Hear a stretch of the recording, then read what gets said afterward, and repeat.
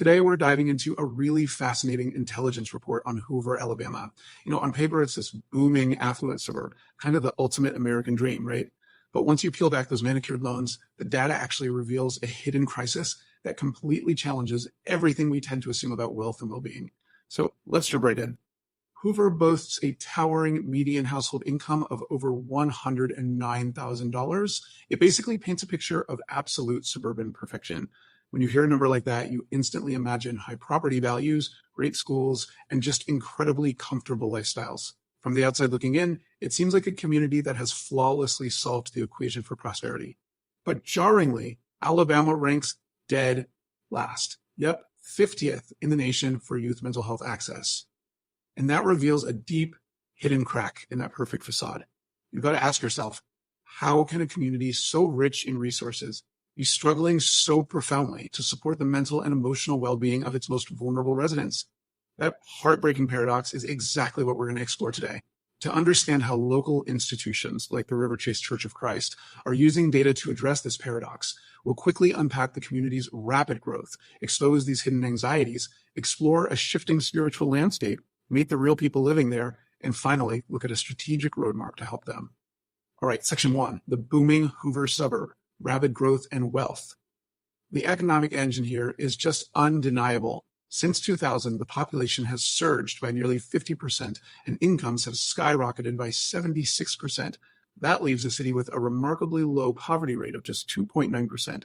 We're looking at a true economic powerhouse that just keeps attracting professionals from all over the country. However, the demographic makeup is shifting quickly. The community is diversifying at an incredible pace. The foreign-born population has risen to almost 9%, largely driven by Mexican origin and Asian immigrants. And honestly, why this matters to you is that this isn't just an Alabama story. It's the story of the modern American suburb. The cultural fabric is evolving, bringing entirely new languages, traditions, and needs to areas that have historically been much more homogeneous. Moving right along to section 2, affluence meets hidden anxiety and the cracks in the facade. Because when we peel back the layers of this incredible wealth, we uncover some significant hidden anxiety that the raw income data completely masks. There's a stark, almost ironic contrast right in the heart of the city. Median home values have soared to over $412,000, yet local commercial anchors, places like the River Chase Galleria and Patton Creek, are in steep decline. People are paying an absolute premium to live in these neighborhoods, but the places where the community historically gathered and shopped, they're hollowing out. This economic identity loss is so palpable that the newly elected mayor, Nick Durzis, called the state of these malls, well, he literally called it unacceptable in his recent State of the City address. When massive retail spaces decline, despite over 100,000 vehicles driving past them every single day, it creates this underlying sense of community anxiety, a feeling that something is fundamentally shifting in the town's identity. But the most severe hidden anxiety is, without a doubt, the youth mental health crisis. 58% of depressed Alabama youth receive absolutely no care. Think about that. This actually prompted the 2025 launch of the Hoover Together nonprofit, just to cope with widespread anxiety and depression. And here's a really startling fact. The state is tied for the worst school psychologist ratio in the entire country. Families in this affluent suburb are finding themselves completely on their own when trying to help kids who are struggling with social media pressures, isolation, and real mental health emergencies. Which brings us to section 3, a shifting spiritual landscape, and what we call the Bible Belt paradox. This profound emotional and economic strain is unfolding against a rapidly shifting religious backdrop. Alabama is famously part of the Bible Belt, right? With 40% of adults being highly religious. But surprisingly, national secularization trends are piercing right through that cultural shield. Only 20% of Americans are practicing weekly right now. This creates a fascinating paradox. While the baseline of belief is definitely higher here than in other parts of the country, local institutions simply can't rely on cultural momentum anymore to assume people are connected and supported. In fact, the report estimates a staggering 80 to 120,000 unchurched adults live within just a 10-mile radius. To put that into perspective for a second, that is enough people to fill a massive college football stadium.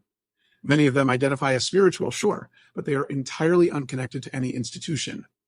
You have this massive population of young professionals and families navigating high-pressure lives, economic anxieties, and mental health crises, but completely without the traditional safety nets of local community congregations. Let's head over to Section 4, 5 Faces of the Community, looking at who actually lives in Hoover. To truly grasp the data, the report humanizes these statistics into 5 distinct resident profiles, giving us the real faces of the shifting suburb. First up is the affluent professional. They're highly educated, earning a great living, seeking meaning, yet they're highly skeptical of traditional religion. Working largely in healthcare, education, or management, they value evidence-based answers and really crave authentic community. But they're simply not going to show up to an institution just out of tradition. Sharing these exact same neighborhoods is the young family under pressure. Overwhelmed by busy schedules, they are deeply, deeply anxious about their children's mental well-being and social media exposure. This group is desperately looking for a village. They need a moral framework to help raise their children. But honestly, they are fighting against the clock every single week just to keep their heads above water. Then we have the immigrant resident, representing that rapidly growing foreign-born population we mentioned earlier. They are spiritually open, but often face deep cultural isolation and huge language barriers. While they bring incredibly strong family values to the area, navigating a new country, learning English, and building a social network from scratch, that leaves them incredibly vulnerable to loneliness. But perhaps the absolute most urgent profile is the hurting teenager. They are the focal point of that mental health crisis we discussed. They're desperate for authentic, pure relationships and a genuine sense of purpose. They might be attending these massive, incredibly well-funded local high schools, yet they feel entirely unseen, battling a literal epidemic of anxiety behind closed doors. And finally, we have the senior resident. Coping with grief, they highlight a profound need for connection in a rapidly changing middle-aged community. As the suburb aggressively courts young professionals and families, this aging demographic is quietly slipping into the background. And notice the recurring theme here across the board: isolation. Just like the hurting teenager and the immigrant resident, the senior resident is facing very real questions about loneliness and is really just seeking meaningful companionship. Finally, we arrive at Section 5, Strategic Opportunities for Outreach and Answering the Call.